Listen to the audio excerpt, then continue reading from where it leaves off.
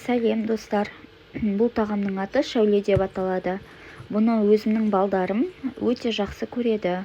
Енді бұны біреулер білмеуі де мүмкін. Сондықтан қалай жасалынатыны туралы айтып өтейін.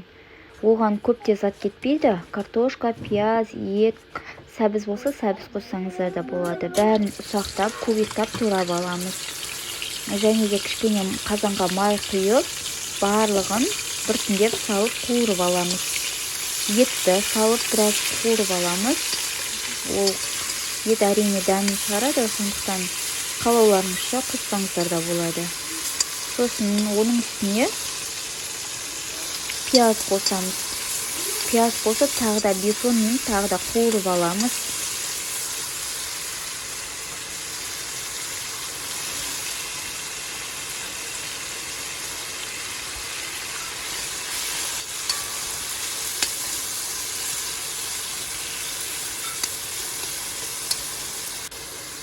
Пиязды өлгенше дейді ғой, кішкене қызартып қуырамыз.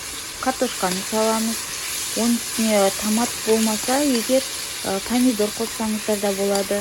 Дәмі әдемі шығу үшін өздеріңіздің қалауыңызша қосуға болады.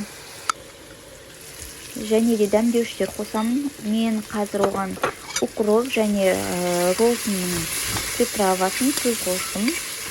Жоқ болса қоспай қойса да болады. Біраз қуырамыз да оның үстіне су құямыз. Суды енді күріштің мөлшеріне қарап құясыздар. Мен 2 кесе күріш қостым, сондықтан оған 1 ожау 1 литрдей су құйдым. Сорпасы біраз қайнап, картошкалары пісем деген кезде үстінен күрішті саламыз.